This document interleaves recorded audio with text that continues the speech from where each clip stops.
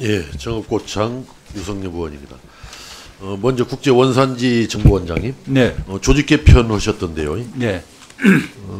FTA 사업본부와 연구본부를 합쳐서 네. FTA 총괄본부로 이렇게 네, 개편을 그렇습니다. 했네요. 예. 예. 근데 정원에는 뭐 변동이 없죠. 정원은 이제 본부장 한 자리가 주는 대신에 예. 직원 수를 늘려서 그대로 예. 50명으로 유지했습니다.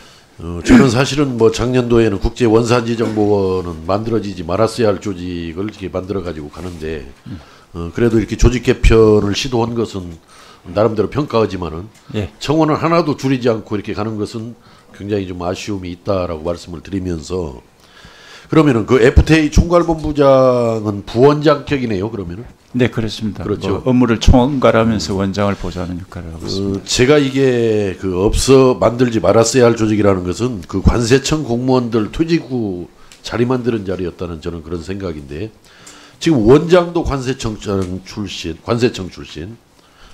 저 총괄 본부장도 지금 아까 그 인사 보고하는 거 보니까 네. 관세청 출신이던데 네. 그런 오해를 받지 않겠습니까? 그래서 작년도부터 그 이제 그 원장이나 본부장을 그 공모 절차를 통해서 했습니다. 그래서 이번에 뽑으니까 그러나 어떻든 제가 보기에는 예. 원장이 관세청 출신이면은 뭐 본부장이라도 좀 외부 전문가를 쓴다든지, 예. 아니면은 그 총괄 본부장이 관세청 출신이면은 원장이라도 외부 전문가를 쓴다든지 뭔가 이게 있어야지. 예. 원장도 관세청, 예. 부원장격에 해당되는 총괄 본부장도 관세청. 이건 뭐 국민들한테 오해받기 딱 십상이다라고 말씀을 드리고, 보다 더 조직에 대해서 좀 더 고민을 많이 해주실 것을 당부를 드립니다. 예, 나중에 뭐 답변은 나중에 또 좋은 기회 때 시간 문제 때문에. 알겠습니다. 그 한국재정정보원장님, 지금 정원이 보니까 2018년도 179명에서 금년도 지금 정원이 230명으로 늘었던데요. 정원이 2018년 정원이 230명입니다. 예. 내 말이 맞잖아요. 지금 예. 작년도가 179명, 예. 금년도 정원이 230명이. 예. 네, 금년도나 작년도나 예, 그렇습니다. 그런데 이제 지난번에 그 자료 유출 사건을 겪으면서 이렇게 지금 보강을 한 거죠. 아니 그 당초에 그 전에 이미 230명이 정원이었고요. 아니 그렇잖아요. 아까 정보보호본부 신설하면서도 기존 35명에다가 증원 17명을 예. 했다라고 그랬잖아요. 그러니까 기존에 우리가 확보돼 있는 그 정원을 그래서 가지고 한 저는 겁니다. 재정정보원도 사실은 이걸 민간위탁 잘 가던 것을 정부가 이런 재정정보원을 만들어가지고 사고를 냈단 말이에요. 그런데 그 사고에 대한 수습책으로 겨우 내놓는 것이 정원을 증원시키는, 참으로 참 이해하기 어렵고 국민들이 이거 납득하겠습니까? 그 사고로 인해서 정원을 증원했던 건 아니고요.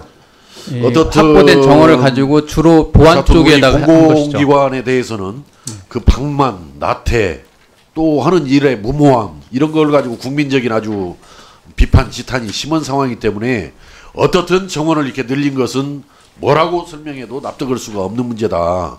다시 한번 재고를 해주시기 바라고요.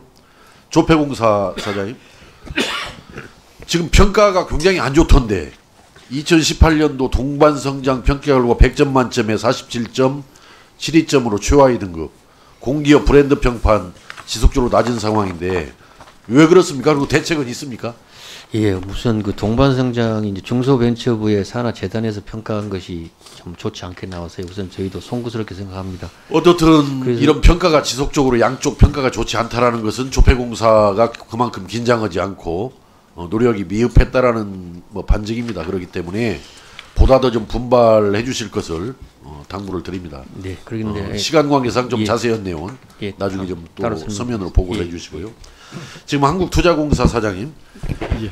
저 금년 2월 말 기준으로 총 운용자산 규모가 1,383억 원이라고 아까 3억 달러 예. 아까 보고를 해주셨는데, 위탁자산이 1,026억 원이고 6억 달러고 투자 수익이 357억 달러 이렇게 됐는데, 그 중에서 외환보유고는 얼마입니까? 상당 부분이 외환보유액을. 아니 그러니까 상당 부분이라고 하지 마시고 예. 1,383억 달러 중에서 얼마가 외환보유고고 얼마가 외환보유고에서 빠지는 거죠? 그거는 저희가 그 판단할 사항이 아니고요. 정책단. 그건 난 참 이해가 안 가. 어떻든 위탁받아서 하고 있잖아요. 기재부라든가 예. 한국은행으로부터. 그러면 그 중에서 이제 투자 수익까지 있으면은 그 중에서 얼마가 외환보유고로 분류가 되고 얼마는 외환보유고가 아닌 게 나와야 할 거 아닙니까 이 부분이. 그거는 외환보유의 기준에 관해서 그 정책 당국에서 정한 기준에 그러면 그 따라서 한국은행 총재께서 대답해 보세요. 얼마가 외환보유고입니까? 저희 또 투자공사. 한국은행에서 위탁한 것은 전액 외환보유고로 카운트됩니다. 아니 그러니까 이제 투자 수익까지 생겨서 1,383억 달러가 지금 자산운용 규모인데 그 중에서 얼마인지가 나와야 할 거 아닙니까 이게. 총 외환보유고는 나오고 있잖아요. 뭐 4,300. 4,046억 달러. 예, 4,046억.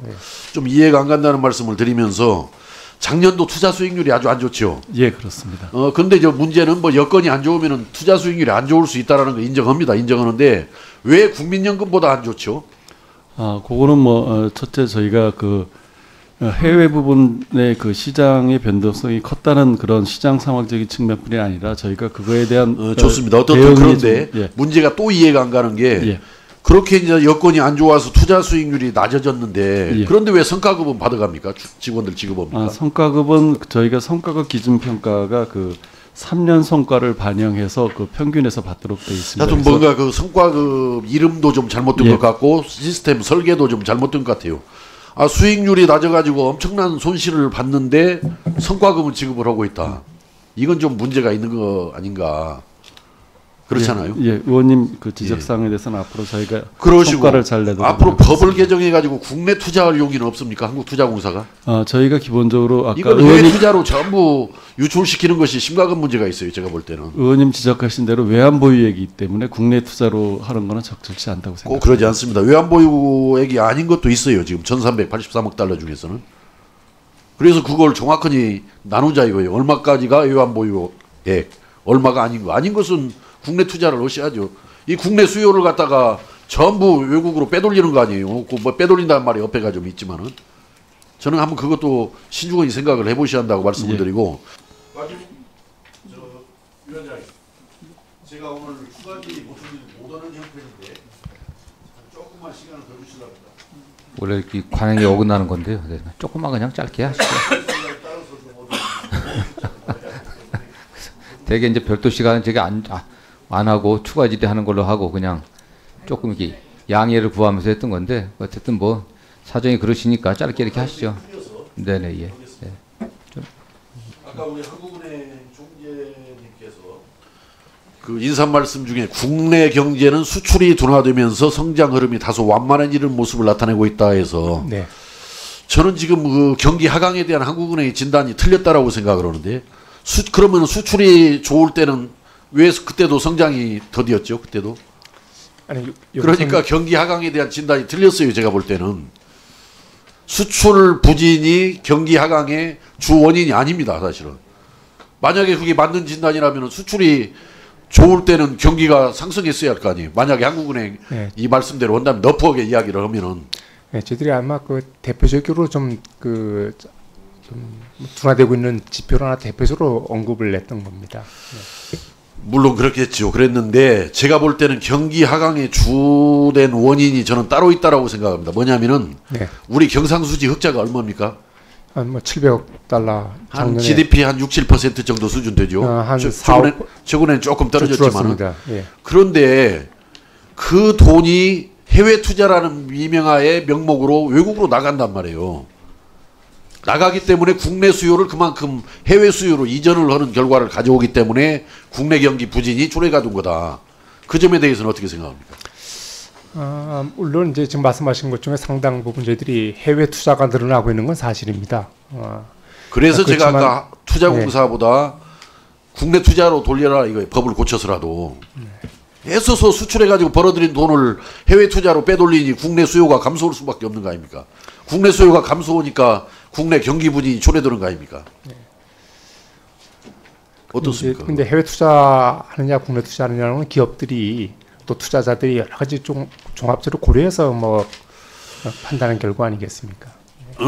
그리고 우리 잠재 성장률이 지금 2%대 후반이라고 작년에도 보고를 해주셨고 금년도 그렇게 보고를 해주신 거죠. 네. 저는 잠재 성장률 진단도 틀렸다라고 생각해요. 만약에 그랬다면 우리 그 경기가 뭐 분기별 성장률이 네. 6%까지 간 일이 있어요. 연율로. 예, 그럴 수 있습니다. 예. 만약에 그렇다면 경기 과열을 우려해서 경기 하강 정책을 썼어야 합니다. 근데 연율로 전부 손놓고 있는 거 보면 2%대 후반이라고 진단하는 것 자체가 너무 아니오고 경기 부진에 대한 면제를 주고 있다. 의원님, 근데 이제 그 성장률, 전기비 성장률을 연율로 환산해서 해석하는 것은 조금 그 주의를 기울일 필요가 있습니다. 문제는 별도 논쟁이고 예. 어떻든 경기가 잠재 성장률 수준 이상으로 높을 때 예. 높을 때는 하강 정책을 썼어야 할 거 아니에요. 네. 그래 이제 분기별로 판단하는 것은 그래서 저는 잠재 성장률에 대한 진단도 네. 틀렸다라고 말씀을 드리면서 예. 어떻든 잠재 성장률이 그러면 2%대 후반이라고 하더라도 잠재 성장률을 높일 수 있는 방안은 뭡니까? 뭐 그야말로 원리를 지금 말씀드립니다. 자본, 노동, 생산성 이런 것이 다 향상이 돼야 되는데 가장 중요한 것은 저희들이 생산성을 높이는 게 저희들 잠재수를 높이는 가장 제가 볼 때는 바람직한 생산성을 길입니다. 높이는 길은 네. 재정 지출을 포함해서 공공부문의 지출을 줄이는 것이 나라 경제의 생산성을 높이는 길입니다. 예. 현재 좀 문재인 정리해 정부가 주시죠. 가지고 네네. 굉장히 그 공공부문이 과도하게 팽창되고 있잖아요. 이게 나라 경제의 생산성을 낮추는 길이에요. 이게. 거기에 대해서 한번 정부에 대해서 따끔하게 충고를 뜻이 없습니까? 꼭 그렇게만 볼 수는 없을 것 같고 어떻든 간에 잠재 성장률을 정부가 너무 아니에요. 경기가 이렇게 부진하면 수출이 좀 부진해서 이렇다라고 그냥 넘어가고 또 잠재 성장률이 그만큼밖에 안 돼서 그렇다라고 그냥 넘어가고 경기 부진의 진짜 원인을 한번 차지하는데 결국은 아까 중대님께서 말씀하신 대로 생산성이 떨어진 거예요. 생산성이 떨어진 가장 큰 이유는 공공부문의 과도한 팽창이 나라 경제의 생산성을 떨어뜨리고 있다. 예, 좀 정리해 주시죠, 의원님. 네, 네. 알겠습니다. 네. 그럼 거기에 대해서 좀 짚고 오셔서 이제 한번 저한테도 말씀을 더 해주시고 정부에 대해서도 한번 충고를 하세요. 지켜만 봐서는 안 되는 거니까 이 나라를. 네, 잘 알겠습니다. 네, 네. 자, 이사님. 예, 유성희 의원님 수고하셨습니다. 다음 존경하는 강병훈 의원님 질의하시겠습니다.